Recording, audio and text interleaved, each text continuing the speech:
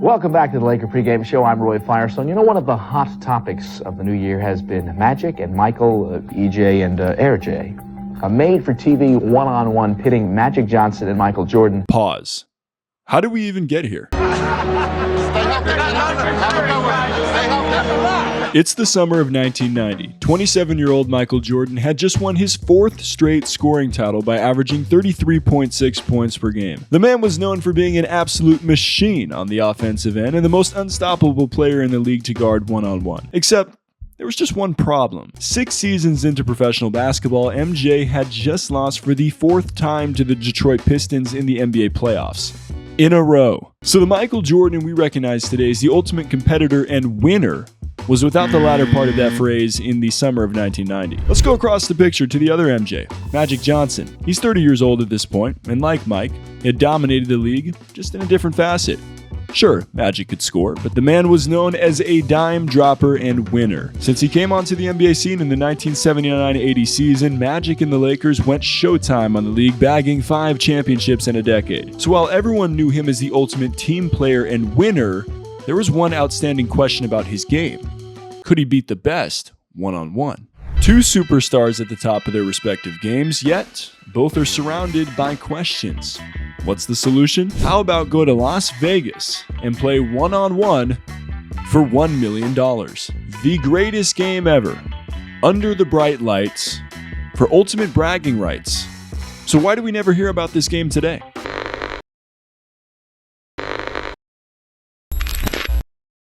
Before I get into the video, shout out to our sponsor, Score Whisper. People, I'm sure y'all have heard about the emergence of AI with tools like ChatGPT. Need that paper written for class at the last minute?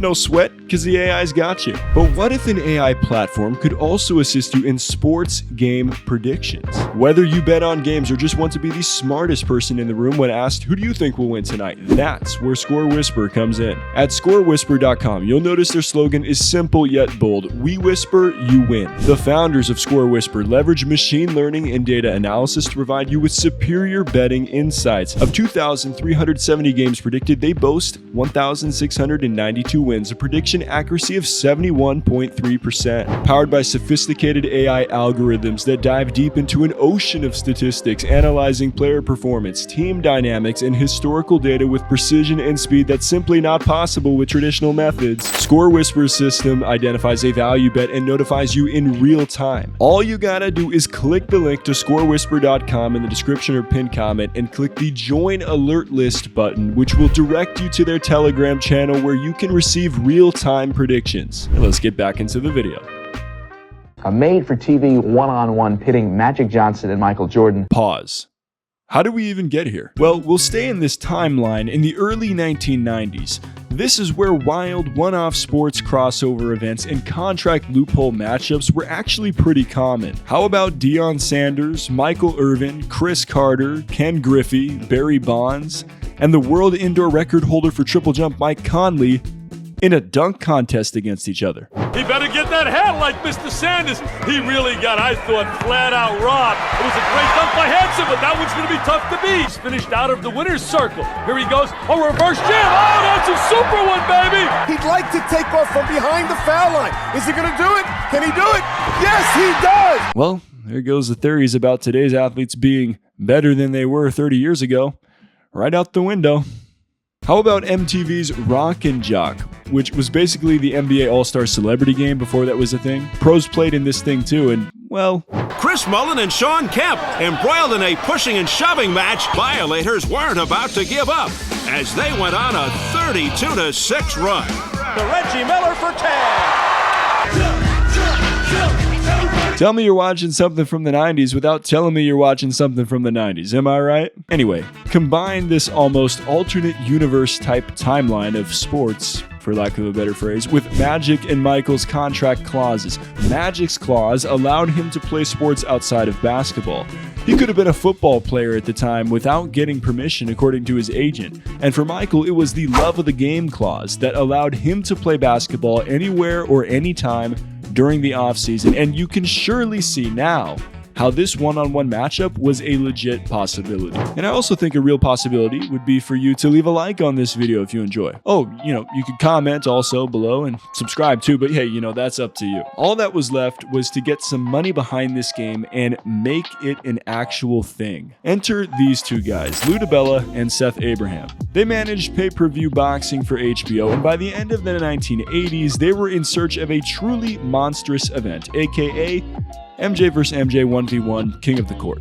For a one-off event of this magnitude, they go the pay-per-view route, and Abraham would use his relationship with then NBA Commissioner David Stern to help bridge a deal that he estimates could generate as much as $100 million in revenue. With Caesars Palace in Las Vegas set to host, the lights would be bright on a 1v1 game that would consist of two 15-minute halves, with the winner set to take home $1 million and many more millions at stake. With the details all but dialed in, Magic's people got on board in January of 1990 and presented the idea to Michael's camp. Now put yourself in the shoes of what Jordan could have been thinking here for a moment, okay? This is a chance to play against your childhood idol, one-on-one. This is the guy you looked up to.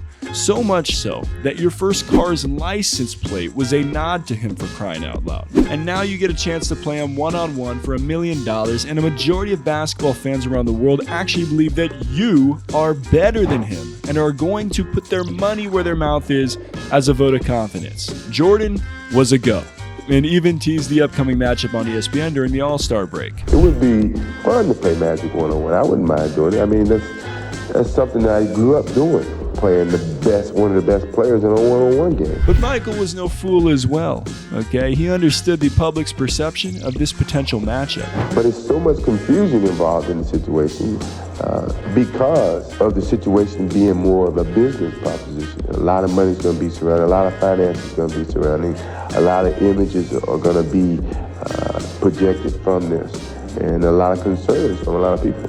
Sure, he makes good points, but public perception alone couldn't shut this thing down, no. This had to be taken down from someone on the inside, someone who couldn't possibly bear to watch this play out, someone with a responsibility to maintain order, yet the same someone with a vendetta. Ah yes, you. Isaiah Thomas had just defeated his good friend Magic Johnson in the finals in 1989, which put a strain on their relationship. This is also the same guy who had just defeated Jordan 4 times in a row in the playoffs.